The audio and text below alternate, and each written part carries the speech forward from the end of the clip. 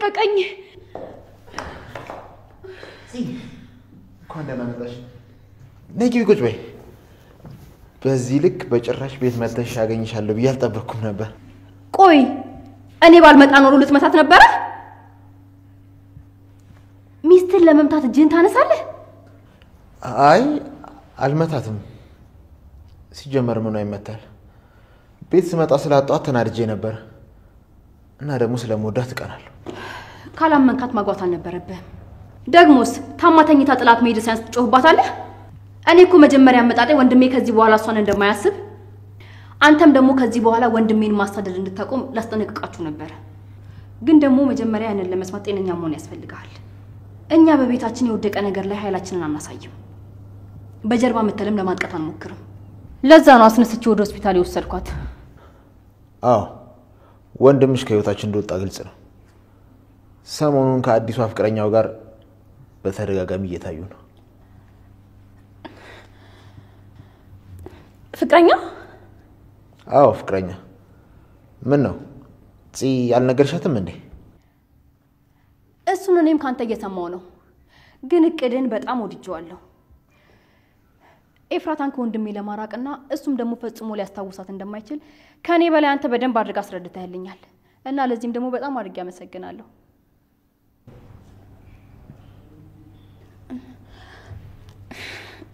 ከመጀመሪያው ምን ነኝ የተወኩት አይደለም አንድ ፍቅረኛ 10 መያዝ ይችላል እኔን አይመለከተኝም እሱንማ ያየነው እኮ ነው ለማንኛውም አቶ ያፌት ከዚህ በኋላ ሚስት ላይ ለመጮም ሆነ ሚስትን ለመቅጣት ስታስብ ለምን እንዳገባት በደንብ አድርጋ አስታውስ እሺ በቃ ደህና አደሩ ቆይጺ ስለመሸ እንዳፈሪ ነው ላድርስሽ አንድ ነገር ልንገር ውጭ አግኝቼው ከሚያስፈራኝ ነገር በላይ አንተ በጣም ታስፈራኛለህ መርዝ እንዳይጎዳኝ በጣም ፈራለሁ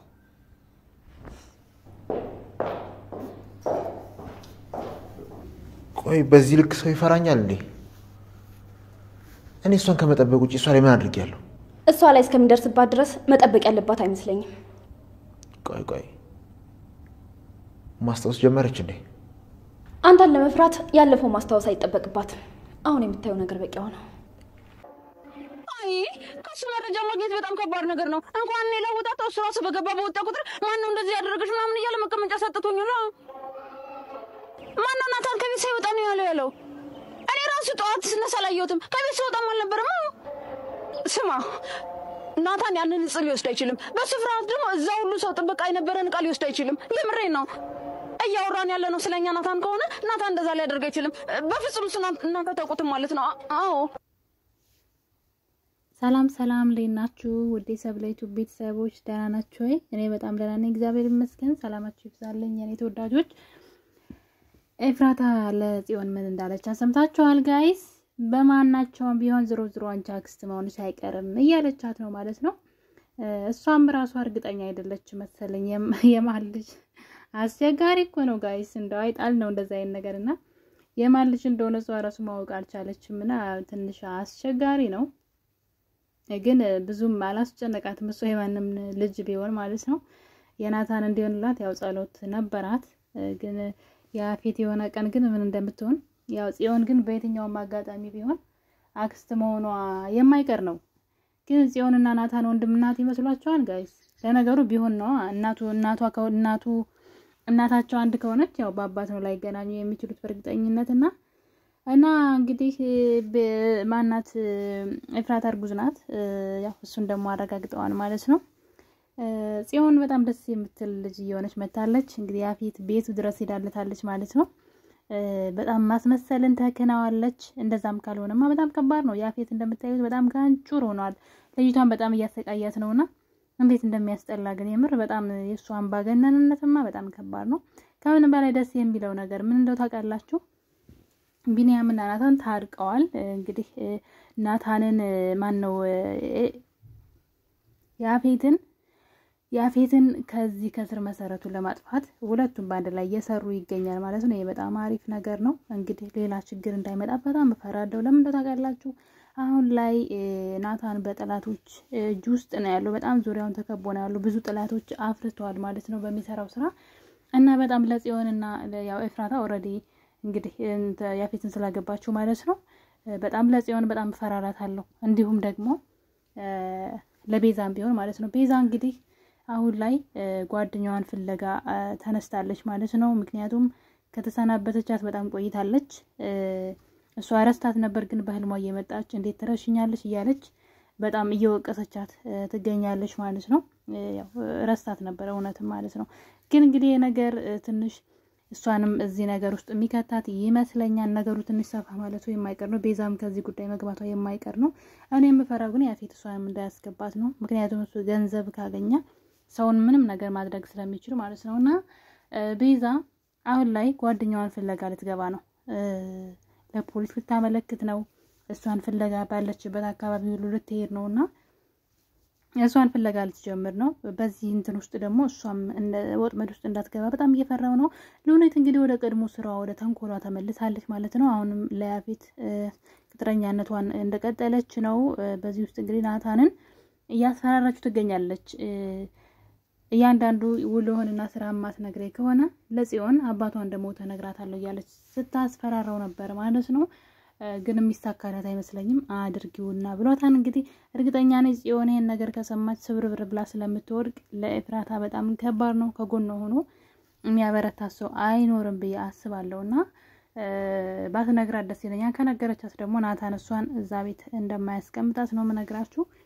ያው ታውቃላችሁ እሷ በጣም ጥቅመኛና አደገኛ ሰው ናት ማለት ነው አሁን ላይ ጥቅም ስለምታገኝ ሳይሆን ካለቀዋ ስለምትፈራው ብቻ ነው አሁን ላይ ይሄን እያደረገች ያለችው እና የኤፍራታ እርግዝና ደግሞ እንግዲህ መጨረሻው ታይቶ በጣም እሷ የእርግዝናዋ ነገር ትንሽ ወሰብሰብ ያለ ነው እሷ ራሱ ግራ ገብቷታል የማንኛው ልጅ እንደሆነ ማለት ነው በዛ ላይ ደግሞ ሁለቱ ወንድማማቾች መሆናቸውን አሁን እኮ የናታን ነው ማለትም አትችልም ሁለቱ ወንድማማቾች ከሆኑ ነገሩ ትንሽ አስቸጋሪ ነው የሚሆነው ልጁ ራሱ የማን እንደሆነ አይታወቅም ሁለቱም አንድ ልጆች የአንድ ሰው ልጆች ስለሆኑ ማለት ነውና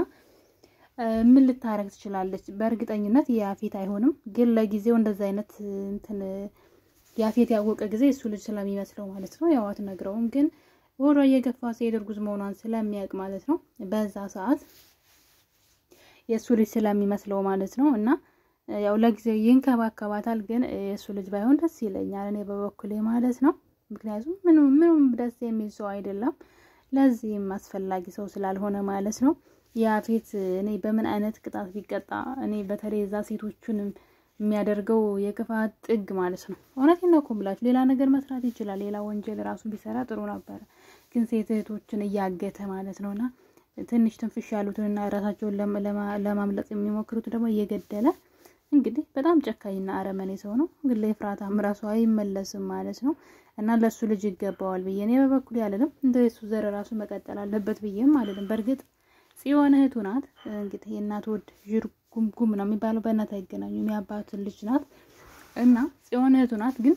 ያው ልጅ ያለች በጣም መጥፎ ብትሆንም አሁን ላይ ግን ህይወት አስተምሯት በጣም መልካምና ጎበዝ ለሰዎች እርዳታ የምትደርስ ሆናለች የአባቷ ሞት እየሰማሽ ቀን ግን ነገሮች ሁሉ የሚበላሹ ይመስለኛል እስከ እነሱ ምክንያቱም ነገሩን እንደረሳሽ ነው የሚያውቁት ምንም ነገር እንደማታስታውስ አድርገው ነው የሚያስቡት እንግዲህ ያፌት ደግሞ ኤፍራታን ለማናደድ